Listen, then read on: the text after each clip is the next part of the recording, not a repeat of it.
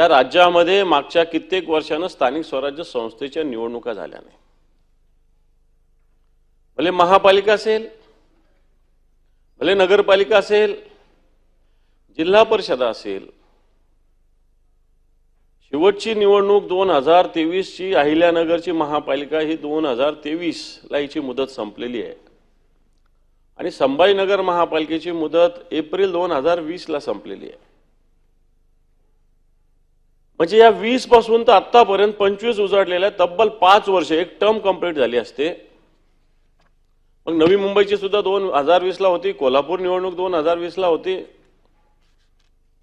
या सगळ्या निवडणुका जर बघितल्या तर आजच्या घडीला सरकारला या निवडणुका घ्याव्या वाटतात का,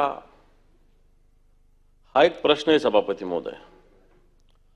मग कोर्टाचे कारण, रिझर्वेशनचे कारण, हे सगळे कारण पुढे करून मला असं वाटतं एक पिढी बर्बाद करण्याचं काम या स्थानिक स्वराज्य संस्थेच्या निवडणुका न घेण्यामुळे होतंय की काय, अशा प्रकारची सभापती महोदय स्थिती आहे।